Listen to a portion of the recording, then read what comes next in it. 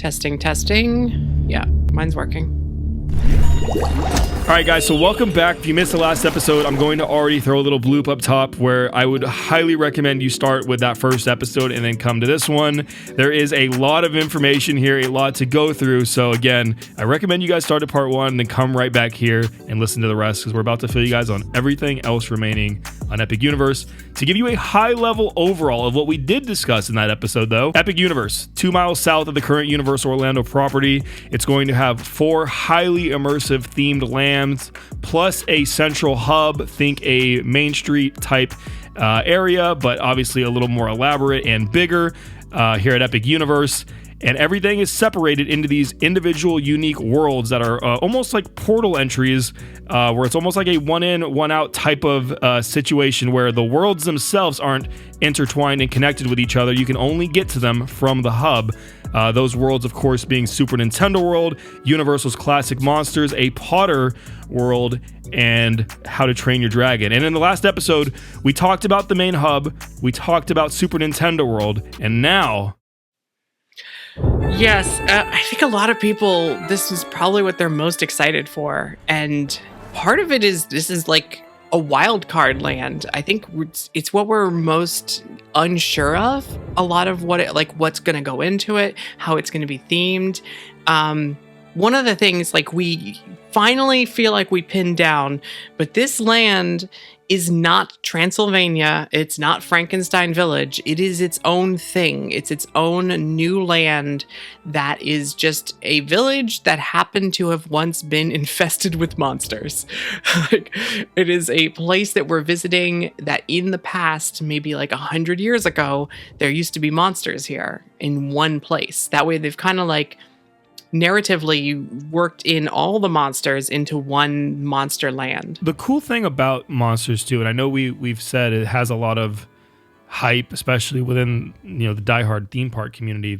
I feel like that's especially where it has the biggest draw right now, even outside of maybe the general public's perception of this park.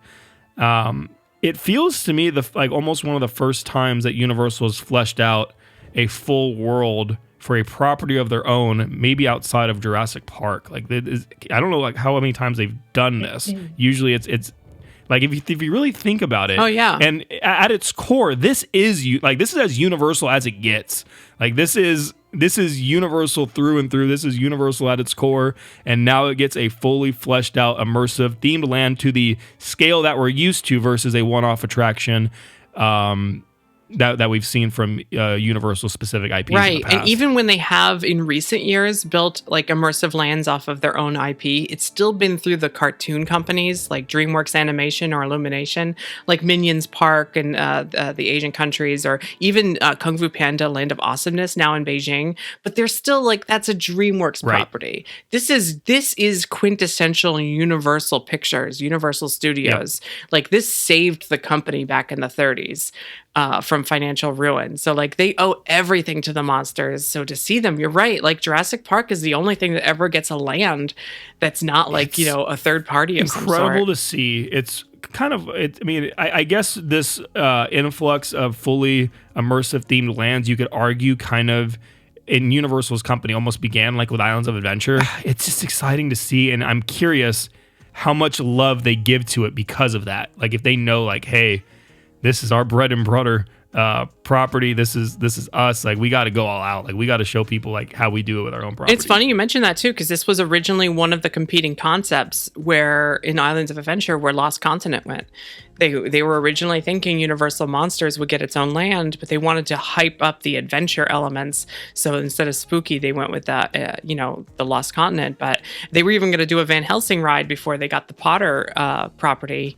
And that was going to be a Kuka Arm attraction, which is so weird how cyclical things are. How we've come full circle back to the Kuka Ride Arm, Monsters attraction and a Monsters Land for this theme park. But I remember reporting on this all the way back in 2019 before they even announced Epic Universe. And I said that I was worried they would cancel it first or retheme it to something else in development, because that's what happens every time with Universal Monsters. Twice in a row at Islands of Adventure, they ended up going with something else. So to see it now being constructed and to match the site plans and to see it actually be Monsters Land is like a couple years out now. It's so exciting. It's actually happening. I feel like between this and Kid Zone, the resort as a whole kind of had its own like. I mean, I don't just want to call it the Kid Zone curse, but between the two of them, it had like this kind of like this urban legend that the both of them were like monsters would never come to fruition and Kid Zone would never go, and now it's like we just crushed both of those things. So getting into actually what is at Epic Universe though, and what the site plans show and what they're building, when you enter this land, there's like a little village street with buildings on your left and your right, and there's a bunch of facades, but in reality it's just one large retail location in the center of the land, and on the right side is a very large quick service or upscale quick service location, which is like Leaky Cauldron, where you order your food and then they bring it to your table. I think Toadstool Cafe is the same way too. I think every land in Epic Universe has one of these upscale quick service locations. It's very interesting how they've gone all in on the Diagon Alley aspects. Like one entry in and out of the land, upscale quick service where they bring the food to you. It's like really going all in on that concept of Diagon Alley. But this restaurant, the early concepts are calling it the Steakhouse. And that's not steak like you eat steak. That's steak like steak through the heart steak, which is the best name possible. Yeah, no, hey, they've been good with these. Like, I mean, we talked about this in the last episode with the hamburger spot in the hub. Like they've been doing some fun stuff with the names of these things. And this, like, it's funny because if you Google Steakhouse Universal, there were plans. I don't know if it ever happened. I'm not familiar with the history of Universal Studios Hollywood, but there actually were plans in the 80s to build a Universal Monsters themed restaurant called the Steakhouse. So this might be a plan like 30 some odd years in the making. Wow. Yeah. No, God. And it's almost weird because, like, again, we're revisiting like the Kuka arm idea too. So I almost wonder if they like went back to like the, so to say, drawing board and like picked off like their old concepts and were like, we've had this. Yeah. Let's make it 100 times better now. And like, here we are. It's like Disney. They always say, ideas never die in Imagineering. They just like come back later. That must be true for Universal because a lot of these things are dusted off old concepts. This one, 362 seats in the permits for this quick service location. So pretty big for a restaurant. On the other side of the land, like deeper and to the far left corner, is a smaller quick service that permits say only has 64 seats. And this one has always been rumored to be themed as the windmill from Frankenstein, the one that like catches fire at the end. And what's crazy is the permits actually show gas lines running to this building, and it says it's for a special flame effect, a special effect. So cool. I'm pretty sure, like the dragon in Diagon Alley, we're going to have a windmill that just bursts into flames every 15 minutes. Hey, this is really then Diagon Alley through and through. It seems like literally every aspect, including a flamethrower, has been included. Yeah, which always like reminds me of Jaws because I think it's using like they have the tanks, the gas tanks for Diagon Alley in the same place as they did for the Jaws fire effect. So like it got to live on. But this windmill, I think, is like it's still a quick service, like, but it also I think it has a bar lounge type area inside. That's why it has less seats. So go and chill and relax inside the windmill that's on fire and have a drink. Are these locations going to be enough to satisfy and give back to those who are a little sad by the Monsters Cafe closure? I think the big one, it's interesting because it's not like we're not walking into a world where these are based on movies. Like in Monsters Cafe, you had movie paraphernalia on the wall and movie posters and things. Instead of that, it'll be more like you're living in a world where these were real monsters. So there'll be like art on the walls and there'll be weapons on the walls. Like imagine like a crossbow that says Van Helsing's crossbow on the wall, but it's not a prop from a movie. It's Van Helsing's crossbow. Like it's real. And there was an idea, I don't know if it made it through the final plan, but there was an idea for a big tree in the center of this restaurant with carvings into it. And all of the carvings are different scenes from the Monsters movies.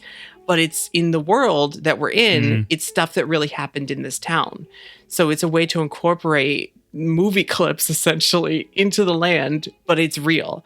So I think that's a really clever way. So, cool. So it's like Monsters Cafe if monsters were real.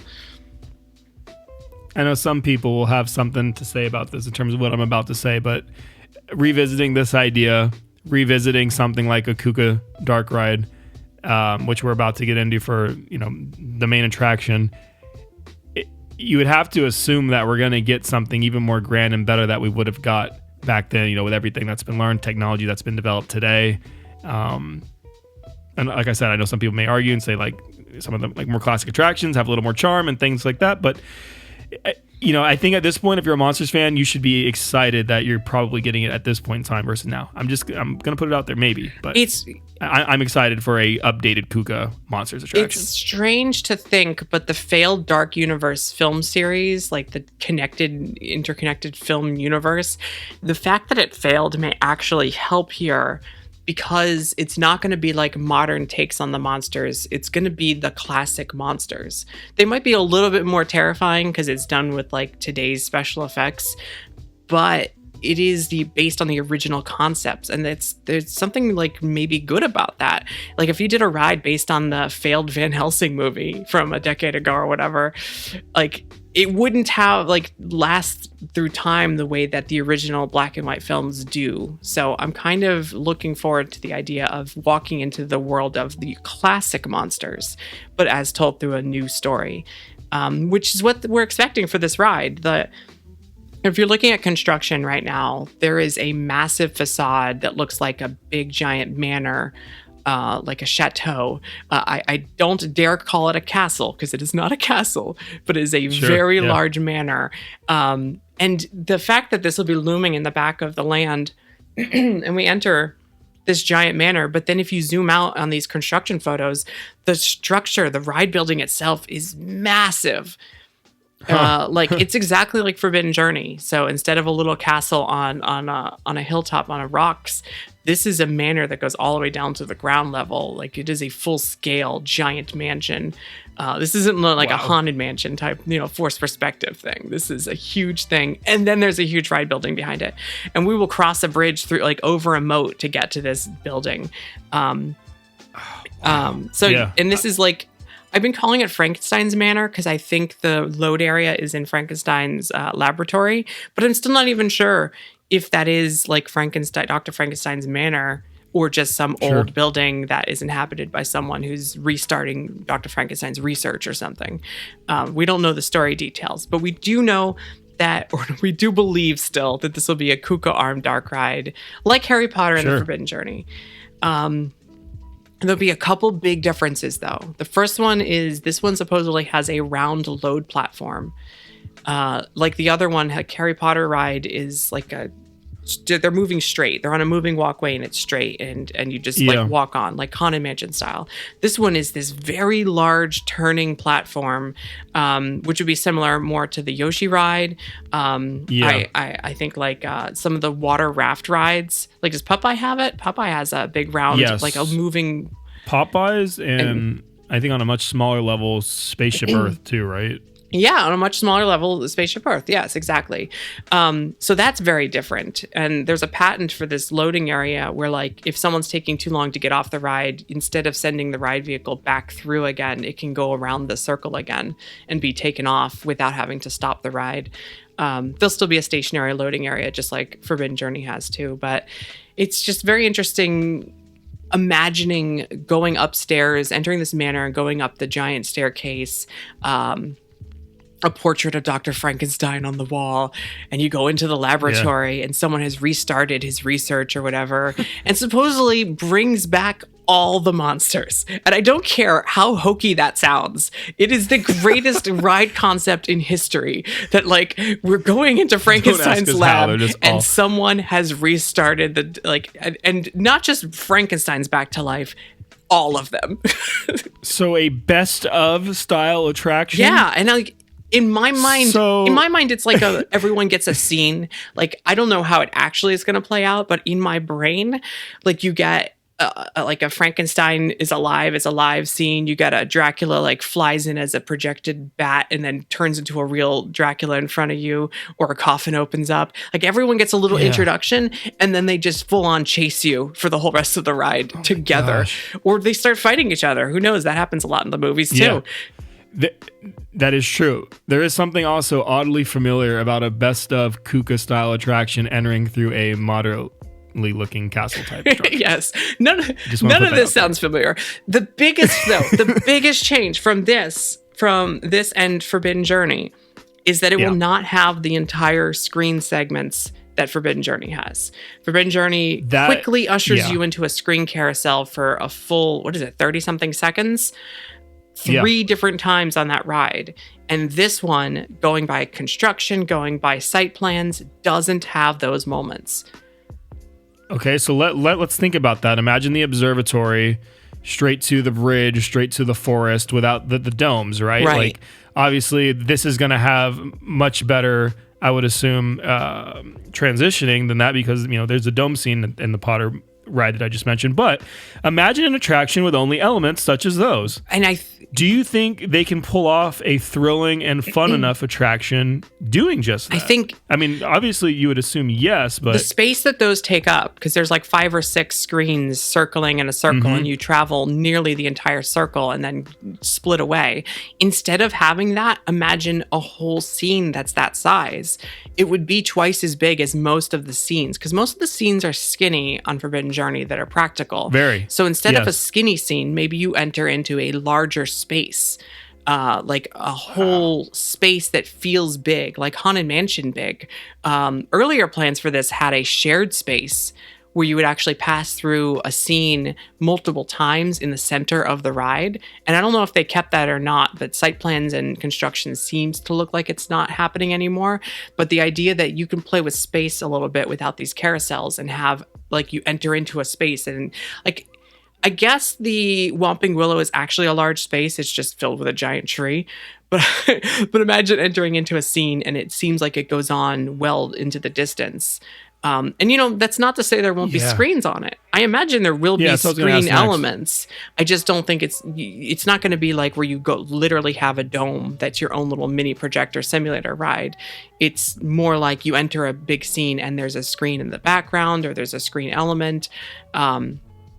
And there will be smaller things like intimate moments, like on Forbidden Journey. But then every once in a while, maybe you enter into a very large scene with practical stuff. And I'm excited to see how they pull that off. How does the overall movement and just the progression through the track compare to something like Forbidden Journey? And I love doing these comparisons because it's something that's tangible, that people can relate it to immediately. When you use a building that's much larger, you would assume that you have much more free space for things like speed and just overall general different movements that can only take place in rooms that are bigger. Is that something that we should expect on something like this, or will it be relatively similar in how it moves and progresses? I think, or I hope, that they will work on the motion sickness a little bit on this by not having the screens. First of all, the biggest thing about motion sickness on Forbidden Journey is that you think in the screen moment you're supposed to be like flying forward, but really you're always moving to the left. And that continuous motion to the side while pretending to go forward is a disconnect between like your gut and your brain, and you get queasy. So without that alone, it's already going to be better. But also, there's a lot of moving. Like every time you go from looking at the right to looking to the left to looking to the right on Forbidden Journey, you have to cross over the track. And to hide that, it almost puts you on your back and you look at the ceiling.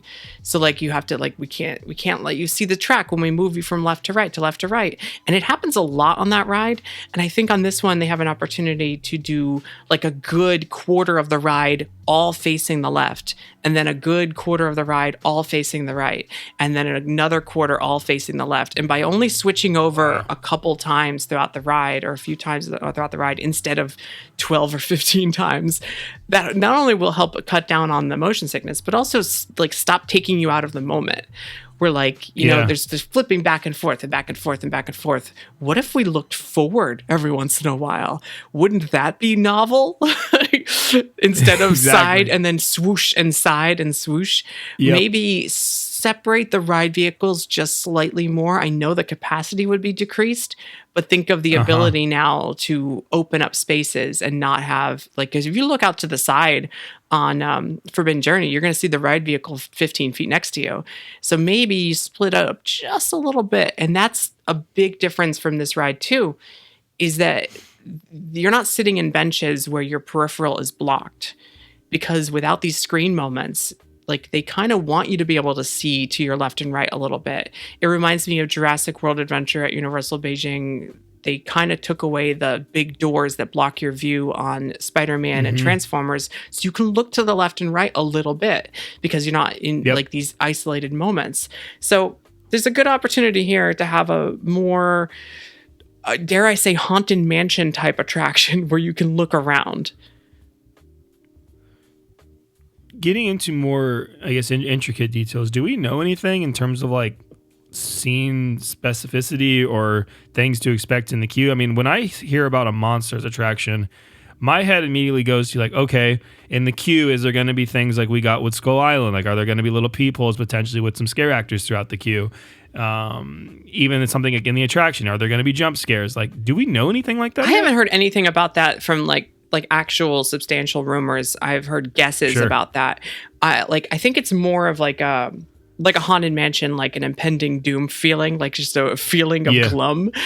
Where like you enter this old mansion and you like have stairs up ahead and you go up them to the second floor and you like there's a portrait of like Dr. Frankenstein, like this feeling of like this has been here 100 years and we're entering and it's like lights flickering and cobwebs, maybe like that kind of feeling. But there's also a giant extended queue out back, exactly like the greenhouse at Forbidden Journey, and then back into the queue again. So I wonder if that's an opportunity to go essentially like Forbidden Journey into like almost a dungeony type laboratory feeling, like going down the stairs and feeling like you're in the brickwork of the lab and no longer in the happy like mansion. So there's, Tesla coils and things like that, like feel like ambiance, like you really feel like you're in the Frankenstein movie, not like you're in a jump scare modern movie. And I feel like we should have mentioned this already at this point, because this is something that it does matter to me. And we've mentioned this in previous episodes, but with something like Universal Monsters, I think people immediately kind of start to wonder like what that looks like as a whole in terms of like creating an entire world for it. Is this Universal's attempt at creating something like a haunted mansion style in the sense of like, it's not scary, but it's it has like the creepiness elements that we kind of discussed, and then doing on a larger scale, building a world around that? Or is this more so Universal going to like Horror Nights and building a world for like something like Horror Nights? Because like obviously Universal Monsters are included in Horror Nights too, so it's like, which is it? I feel like there's both, and that's a question that's probably on the I wouldn't normal person's mind that doesn't know too much. It's neither, really. I don't think it's going to be.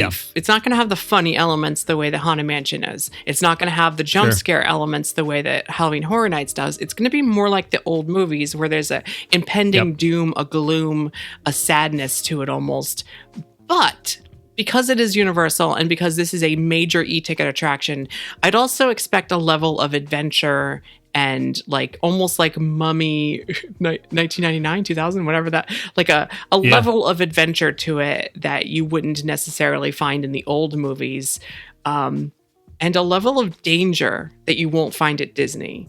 I don't want to give too much away, but there is like a moment that you really think that something has gone wrong. So it is Universal after all. They're going to shoot water in your face. They're going to shoot fire at you, and they're going to try to trick you with some kind of fake out. So, it's not necessarily jump scare in your face so much as it is you're being like tracked down by all the monsters and they want you as a victim. So it's scary just in its own right. And you have to get away. It is something I think all of us are looking forward to. It's, God, I can't even imagine what this attraction is going to be like when we actually see it. We get to ride it and be on a Kuko attraction that is a little grander in scope in terms of getting rid of those carousels and giving us more room to play. It's going to be fun. What else is on the table? There's also a roller coaster for this land. We've talked about this land for so long. It used to be a theater show. It's a theater show that literally went through 3 different iterations, and then eventually they're like, you know what? Roller coaster. Like they worked so hard on getting this theater show to work, and it never worked. And they're just like, you know what? Roller coaster. And the roller coaster is being constructed now, so we know it's happening. This is a mock spinner ride, probably family level thrill ride. Some thought it was going to be an extreme spinner, And I think that Yeah. maybe that rumor might have started because it's going to be launched instead of have a lift hill or a vertical lift. And that launch is something that's usually on the extreme spinners. But I still think this is a family ride. I don't think it's going to go upside down. It took over the whole theater area and then also took over the central courtyard for this land, which is where I think the meet and greets were going to be located. So I'm curious to see how that works now, or if we still can walk through the center. It's just underneath roller coaster track. But it is interesting to see this just starting to be constructed now, because the site plans don't show like the layout for the roller coaster. They just show the load area and something they call scene 2, which is like in the middle of the land. Rumors are the ride would be themed to Wolfman. The original theater was originally themed to Wolfman. So it would be interesting to see that we have like a Frankenstein-centric manor and a Wolfman-themed roller coaster, where, the main lift hill or main launch for this is our transition from we're turning into the Wolfman. It's very much the Hulk coaster. The Hulk coaster, you get Hulkified as you launch out. This one, you get Wolfmanified as you launch out. Nice. And there's also space for a future expansion that's just been rumored to be a Creature from the Black Lagoon boat ride. So very interesting to see a world of monsters. That's what they should name it. A world of monsters where each area has its own defined area, theming. But then the main one is, a best of, because essentially this is the Wizarding World Hogsmeade. Instead of the Flight of the Hippogriff, we have Curse of the Werewolf. Instead of the Kuka Forbidden Journey, we have the Kuka, Monsters Unleashed. And eventually there will be, instead of a Hagrid's, there'll be a Creature from the Black Lagoon. No, you took the words right out of my mouth, because I was going to say, as much as we've been talking about Diagon Alley this episode and relating things at Epic Universe to Diagon Alley in terms of scale and theming and that nature, this very much feels more like Hogsmeade in the sense of we just went through and talked about a Kook Arm attraction. You're like, oh, by the way, there's a roller coaster here too. But I mean, it definitely, we could argue a roller coaster much grander in scope than Hippogriff. I mean, not that much. It's still family, and it's not that big. So, it's 1.5 hippogriffs. Sure. Okay. So very similar then to Hogsmeade in that sense. So I think that's great. I think more so what I was just trying to reiterate too is the fact that we just went through that grand attraction. We're like, oh yeah, by the way, there's a roller coaster, and oh yeah, by the way, there's room for extra expansion. Which obviously with Diagon Alley, we got the one attraction, and I think that just shows in general the scope and what they're going for in each of these worlds versus what was built at Diagon, which is so cool because that's essentially the case at most of these worlds in general. Even something like Super Nintendo World, Mario Kart, Yoshi, coaster. So it's 3 attractions seems to be how it can end for the majority of these worlds. Yeah, definitely. Especially with something like a major e-ticket in each land. A whole new theme park opening with these major e-tickets and then room for more. It's odd too discussing what it replaced in terms of the theater, because the Orlando Resort has had such an odd history now with theaters across the entire resort. So I think you and I had this discussion as well, where we said it basically just feels like them, almost like cutting the inevitable early and just saying, looking into the future, now. Seeing that this was going to eventually be an empty theater anyway, and just skipping right to the part where they replace it with a coaster. Yeah. They went through all that headache and just went right for it. Anything else in terms of monsters that we haven't discussed, or anything worth talking about, or are we ready to? I think we're take on our next world. We're ready to train our dragon, I think, at this point. Yeah. Nice. This is one that early in the rumors was originally rumored to be like a DreamWorks land. And I think going with the idea of immersive experiences, they just went all in on How to Train Your Dragon, because around the same time they were designing the Kung Fu Panda Land of Awesomeness for Universal Beijing. So the idea that we get our own How to Train Your Dragon land here, they get a Kung Fu Panda land there instead of a hodgepodge land. Although we might get that in Kid Zone still. But this, you're being able here to enter into the Isle of Berk, and really feel like you're in the world of How to Train Your Dragon. It's very just like Universal Monsters, it's very exclusive to Epic Universe, the opposite of Super Nintendo World. And I think that's interesting that they kind of got to build something from scratch here. I want to see more of that because I feel like it's easy for the company to port over things and use, obviously, in their sense, from a business perspective, it makes a lot of sense financially to not do the extra research for new attractions when porting over to other parks and just take what's already worked, what's already been proven, and what's already kind of been fleshed out and thought about and money spent for and port it. But this idea of unique stuff being at every park and incentivizing people to travel and giving you a new experience when you go on vacation, right? Like, I'm sure when you come to Hollywood, you want to experience things that you don't get to experience in Orlando. You don't want to feel like you came here for no reason. Right. I think that's a selling point that I hope the parks continue to trend towards, because they really haven't been doing that the last 10 years. It seems like it's just been put it here, put it there, put it here, put it there, and hope. I don't know if Epic Universe is just the first, and then they're going to put everything that's in Epic Universe everywhere else. I hope that's not the case. It's very similar to Islands of Adventure, which was the Jurassic Park. Like, that was the thing that they were porting over, and it was going to build around that. Like, that was literally the anchor for the whole park. And this one is the Super Nintendo World Park for Orlando. But Islands of Adventure opened with multiple other lands that were completely original, and only a little bit was ever duplicated ever. Very true. And I think that's what's happening here is that, like, yes, Super Nintendo World is being ported over here, but everything else is completely from scratch. There's very little will probably be ported out. Like, maybe the Monsters ride will be ported out. We don't know. But, like, I doubt that there'll be, How to Train Your Dragon land like this, a sprawling, huge, like, this is like the largest land when it opens because it's so spread out and it feels like an adventure in and of itself. It's got a looping path. Like, it's a teeny little mini Islands of Adventure over here in Dragonland. Yeah. So let's get into it, though. It's based on the Isle of Berk. What's very curious is that if you go by the site plan, it looks like it's based on Berk at the beginning of the third film, because there's these two statues right in the lagoon, and one of them is a dragon statue. So when you enter, like when you're going to the island of Berk, you see these two statues, and they've replaced one with a dragon because now this is a land that's welcoming to dragons. And there's dragons living in little like birdhouses on every building at the top of every building. So we'll be walking through Berk, but not just like Berk in the first movie. Berk, like really filled with dragons, Berk. I'm waiting for you to... I'm going to be honest with you, and just because that's what I want to do in general with everyone listening, and even to you especially, this is the world that I am probably looking forward to the least.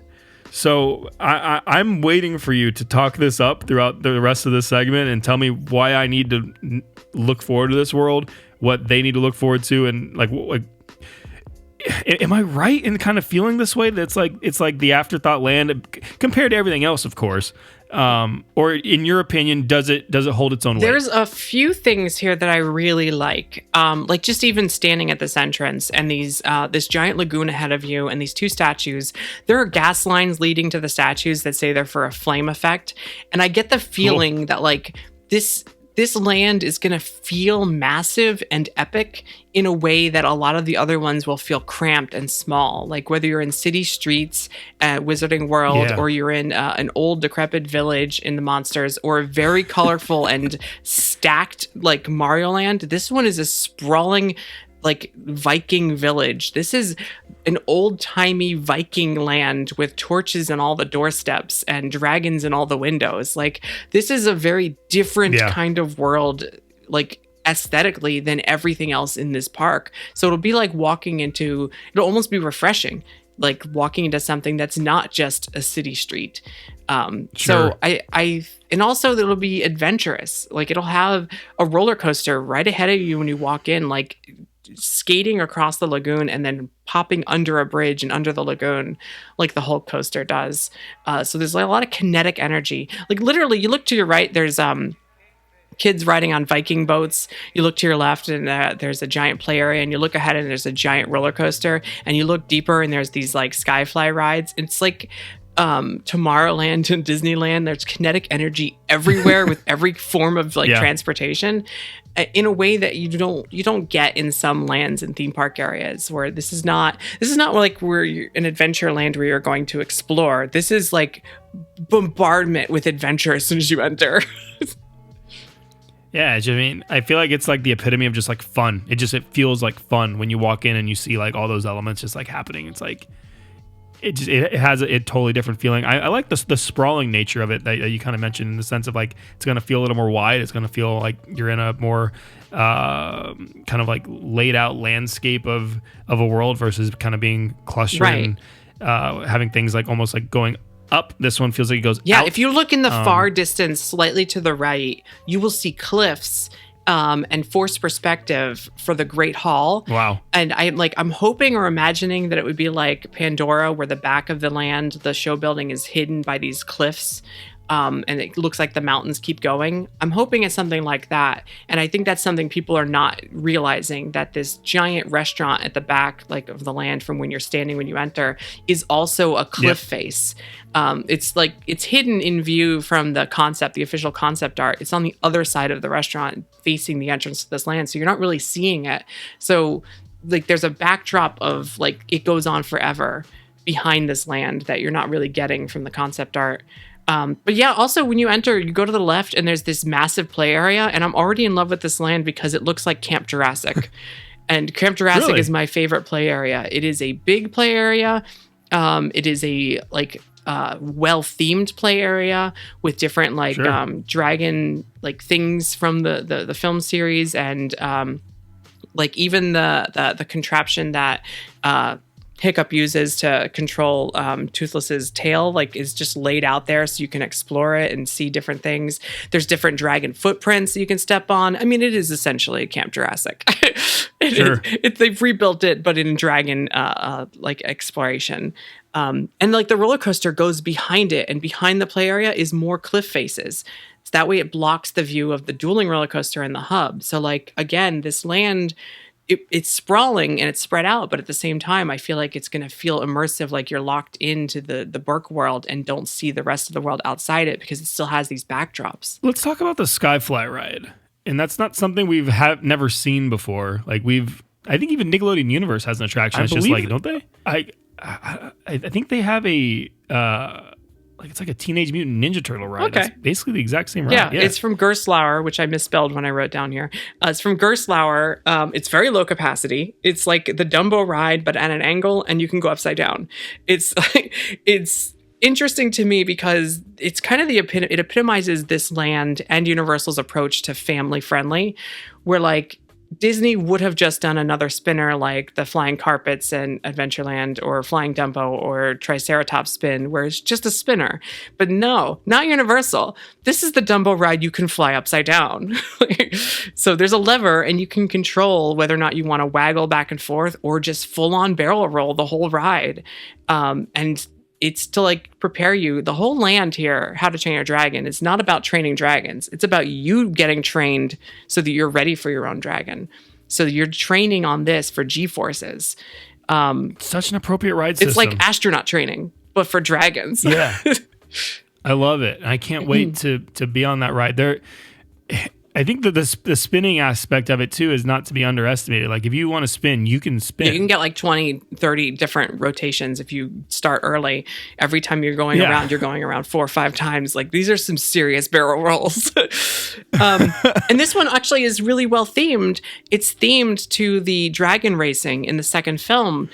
So like there's a sheep with a target over the entrance, and you're going around the columns, the central things, and in the background are the grandstands. So, and I think the ride's even called in early concepts Dragon Racer Rally. So it's not just training for G-forces, but it's themed as if you're in the dragon. It's essentially Quidditch. This whole land is Harry Potter land. It has a great hall. It has a Quidditch pitch. Like it is Quidditch with sheep and dragons instead of broomsticks. Thought of that. That's amazing. If you watch this movie, it's kind of Quidditch. You grab a sheep instead of the ball, and you and you fly on a dragon instead of broomstick. But there's the stands in the background, and the coaster again passes behind this ride and under the grandstands. So like that coaster is just like following through this whole like northern section of the land. But yeah, I like the idea that it's well themed, but also there's 2 of them, so hopefully the capacity is not too bad, but it is essentially a kiddie ride that also cannot be a kiddie ride. In an Intamin coaster. And there's an Intamin coaster. This coaster, I don't know if it's dark gray or black track. Like it looks like Velocicoaster track almost, and it's from Intamin. Maybe they got a 2-for-1 special. Sure. But this is a more family-friendly ride. Originally, it was described to me as like Hagrid's Magical Creatures Motorbike Adventure for this land, like this land's version of that ride. But that ride doesn't go through guest areas. Like that's what makes this different to me, is like it has at least 2 launches, but it goes like over bridges at one point, over like the guest areas, and it goes under bridges and under the lagoon at one point, like the whole coaster does. But then it also goes behind several things. So while it's mostly outdoors, it does have 3 indoor segments. 2 are at launch points, so maybe we might get some kind of indoor scene or at least a character in there with our launch. Not sure yet, but it does look like a pretty fast ride for a kid's ride with some pretty good maneuvers. So I wouldn't call it like, it's certainly not like Flight of the Hippogriff, and it's certainly not like it's not too kid friendly and it's not too scary. It's somewhere in between. Is Hagrid the proper comp? Like, is that actually the appropriate thing to compare it to? I would say it's Hagrid light. It has less launches, probably less creatures, and slightly less speed. But I still think it's going to pack a punch. Yeah. I mean, if it's anything like Hagrid's one of my favorite attractions. I love that coaster. So that in itself right there is something that could already kind of get me excited for this world. Slinky Dog, which don't groan. Slinky Dog is pretty fast. That's like 40 miles per hour. It's a pretty good coaster. Slinky Dog is probably a good comparison because it goes around the land. But I think with just a little more thrill, because Slinky Dog like tempers the launches on purpose. And I think this one will purposely try to pick up speed in the middle of the ride in a way that Slinky Dog tries to slow down. So faster Slinky Dog, slower Magical Creatures. That's what I would say.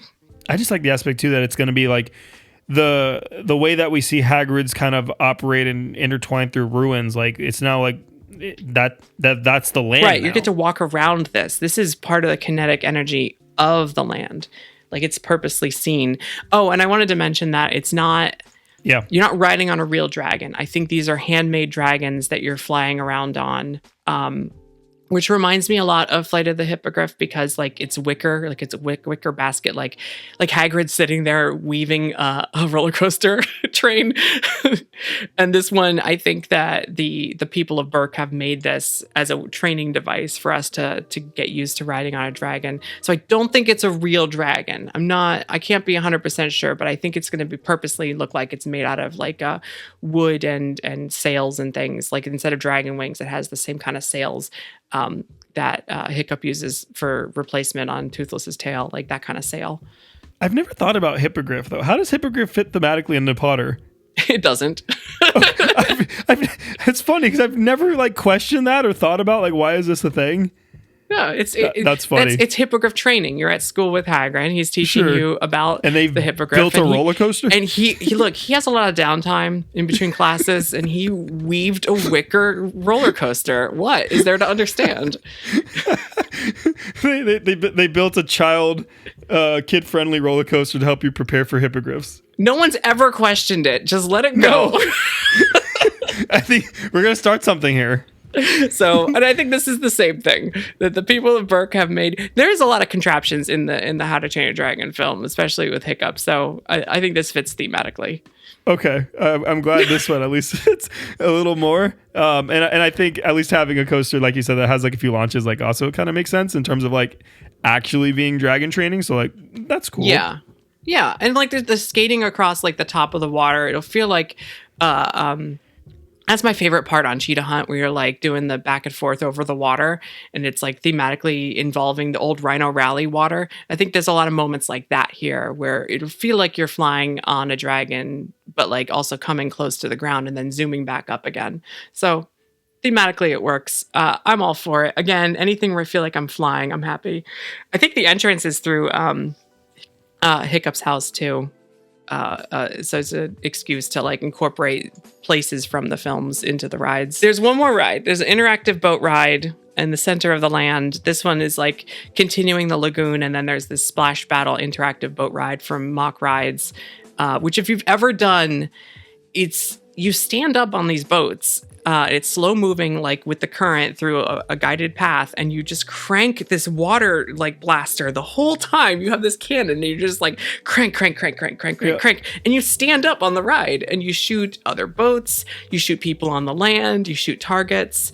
It's again like training, Viking training. It's training you for target practice. Have you done the Jurassic Escape Room yet? No, I do it in 2 weeks. Okay, I won't say anything. Had nothing to do with what we were talking about for spoilers, by the way. Oh, okay. In general, though, yeah, no, this is a Legoland attraction somewhere. Yeah, right? we have it in our Legoland. It's already been rethemed. Yes. I haven't even been since they rethemed it. But I remember getting soaked, and I think part of that was you literally pass under a waterfall. So I'm hoping you don't pass under a waterfall in this version. But there is a designated area on land where they'll have water cannons, so you can like shoot back and forth with people land like not on the boats. I think that's always fun. Gotta love the water cannons. Yeah, and I think there'll be targets too. I think that's the intention here, is that this is practice. So the quote unquote e-ticket is the coaster? Well, sort of. That's definitely the e-ticket like that's visible, but I think the real secret hidden e-ticket is the live stage show. Okay. At the bottom of the land is a massive theater. It's permitted as having 985 seats, but I think there might be more. And the rumor is this would be the same show that debuted a couple years ago at Universal Beijing called Untrainable. And if it's not the same show, it will at least be the same type of show, which is like impressive, huge puppets and live actors and a big like Bourne stuntacular type screen and moving set pieces. And there's a part where like Toothless flies over the audience, like, and like the screen makes it look like you're flying with Toothless over the world, and like it's really impressive and like has really good reviews. So I think this is the real secret e-ticket for the land. I see clips from this show floating around all the time. It seems like people love this. It's so like strange to me though to think that a show is going to be the main attraction to anchor a fully immersive themed world like this. I'm trying to think of another example. None is really coming to mind. Are any coming to mind for you? And I guess you could argue now. Poseidon's obviously anchors Lost Continent, but I mean, right? Like Mythos anchors Lost Continent right now. Very true. Very sorry, Mythos. By the way, I love that grilled cheese there and tomato soup. That just a side note. But. Yeah, no, I think the coaster is what people are gonna like point to as the main attraction for the land, but.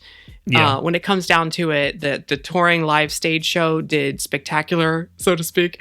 And the stage show is really impressive over in Beijing. I think when it comes to seeing these dragons portrayed in massive 20-foot tall puppets, like it's impressive. And I think that like word will spread that like you have to see this show. It's like this is a must-do attraction at Epic Universe, and then that'll become the real e-ticket for the land. That's cool. I wonder, is there space for this land to do anything else, or you think this is basically it?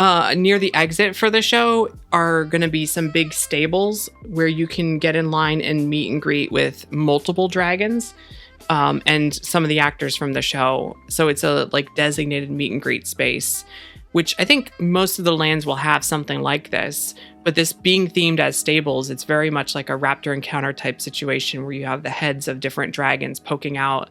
So you can have some bigger ones too. And you would like, that's cool.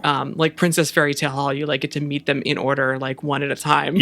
And then, Hiccup will be there too with Toothless. So that's like an attraction unto itself, whether or not you see the show, but it would be a great way to cap off the show is as you're leaving, then get autographs from the different actors. Feels like a plussed up, like Donkey's meet and greet almost. Oh yeah. With the giant dragon heads.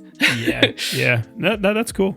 And then this, like we mentioned before, this also has the Great Hall restaurant, which, like, if you've watched the movies and the TV series and stuff, it's just this massive indoor space in a cliff that has like these columns, which if you're looking at construction photos, they're building right now. These are giant columns that'll be like around the circular dining area of the Great Hall restaurant.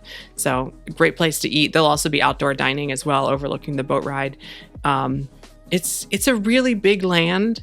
And it's Vikings and dragons. Like you can't go wrong with that. I will say this. I never thought that we would get a Great Hall restaurant, not Harry Potter. We finally get it. It's finally happening, and it's dragons. Darn. It's so odd.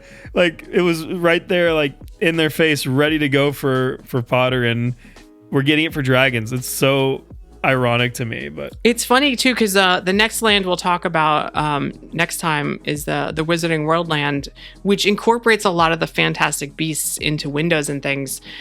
But so does this land with dragons. Like, this land, I don't know if they all made it through development plans, but there's at least 3, I think, that made it through, where some of the buildings have dragon heads and even a dragon tail, like, sticking out of windows and moving, and one of them, like, blowing smoke and things. So, like, walking around this land, it has not only the kinetic energy of all of the vehicles and rides and roller coasters and the beautiful, like, cliffs in the distance, but there'll also be, like, just some dragon heads sticking out of windows and blowing smoke and things. So they even patented a dragon tail that I think will be sticking out of the window near the entrance to the roller coaster. Like, this patented dragon tail will move in segmented ways that is more realistic than other robot tails, apparently, according to the patent.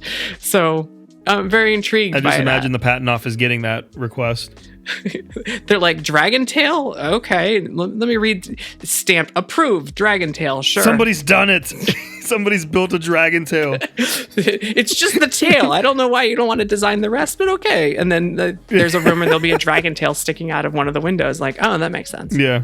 No, that's interesting. And it's also interesting to me that it seems very similar, like you were mentioning, in, like, from, like, the Wizarding World perspective, which we'll get into in terms of, like, the kinetic energy of how that world will encapsulate it. It sounds very similar to what they're doing over here, which makes the entire right side of our concept art a little similar. Yeah, there's strange similarities between all of the lands, but I think this is the funniest to me, that we have dragons and a Great Hall and a Quidditch pitch all in the non-Harry Potter land. Gosh. We were so close. So we are going to pause the episode right here, guys. This is where we're going to leave you guys on a little bit of a cliffhanger. You're going to have to come back. If you want to stay informed, you can follow myself at Theme Park Shark on all platforms.